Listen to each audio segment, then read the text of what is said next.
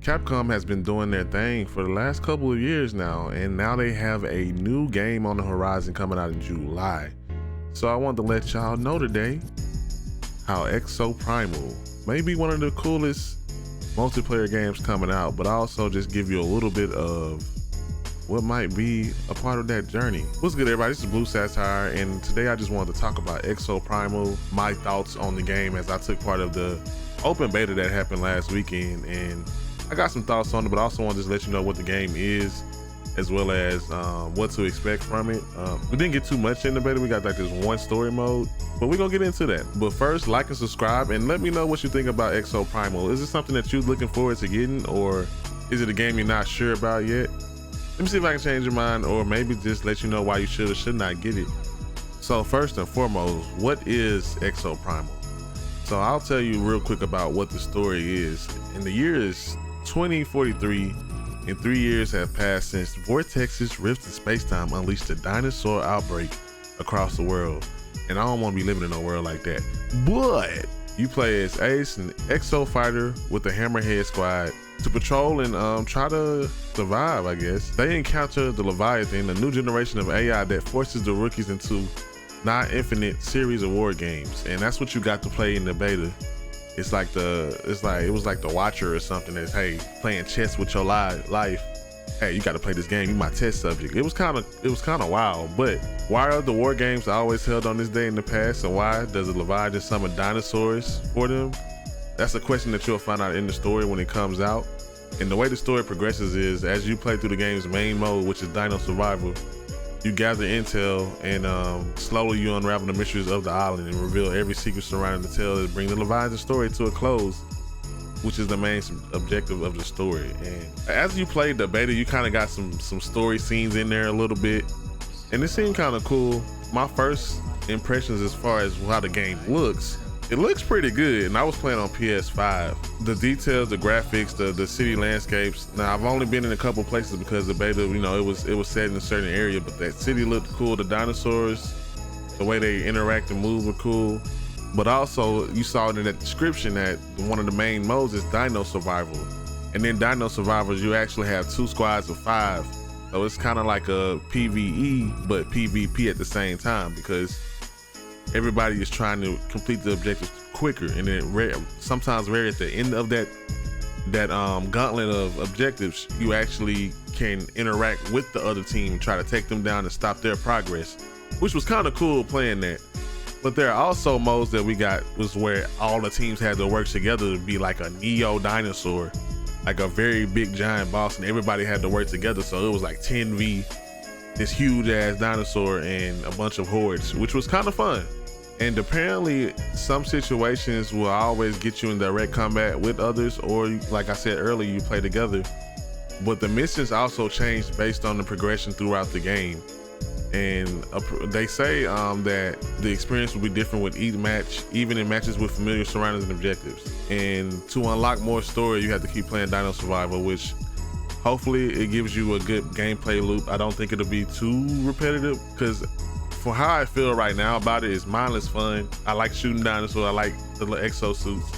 And let's get into the exosuits. And before I get into the exosuits, there was also another thing that was kind of cool, was the Dominators, which is like a special rig that appears during the missions, and it lets you summon a large dinosaur that you can control and send to the enemy and try to disrupt them, which was wild. Think of getting a T-Rex or a Triceratops and making the other team mad while you're still trying to progress. It's a lot of strategy in this that you really wouldn't know looking at it right away. Like, I didn't expect that aspect of it, but once I started playing, it was like, okay, this is chaotic. I kind of like it.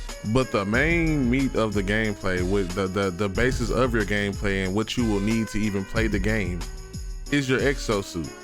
And think of it kind of like the Nano Iron Man suit, which is, it has a very cool animation to whenever you summon a suit, it kind of opens up behind you and it just kind of swallows you.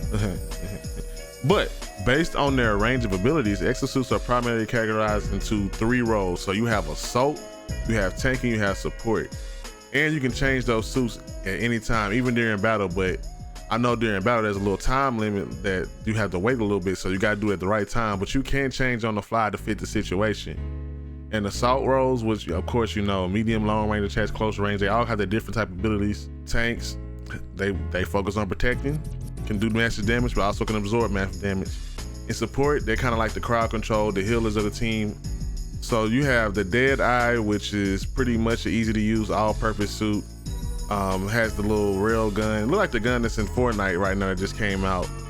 But it has a low recoil assault rifle and can engage targets from the distance, and got Dead Eye to do a powerful palm strike. Then you have the Zephyr, which is I think the one that I use the most. The Zephyr is a speedy melee focused exosuit. Kind of like they have like, I love double swords. These not swords, but it's still like, they kind of look like it. I don't know what you call them weapons, but they are very quick, very close range, and has some nice abilities. Then you have the Vigilant, who's pretty much the sniper role with unparalleled long range combat abilities. You got to position yourself to use this exosuit, but they have some good abilities like the freeze move, as well as a double jump that lets you kind of slow down and hit like a cool backflip as you zoom in to your target. It's kind of cool. And then you move on to the tanks. One of the tanks that I like is the Murasame, which is an exosuit equipped with a massive blade. This is like your samurai. And you can use your blade to reach an enemy, or you can block and you kind of sheath your attack. It's pretty cool the way he works out. And I know a lot of people probably gonna like this, but it's a tank. You would think it would be the assault type of role, but it's actually a tank, which is real cool to me. Then you have the big tank, the Reinhardt of the crew, with the big shield, the massive shield, and he got them hands.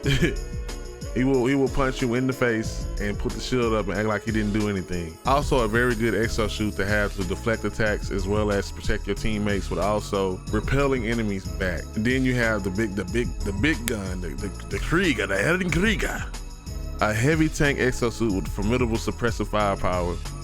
And he has attacks that can stop their enemies. That rail gun, or whatever you want to call it, the big machine gun, does work.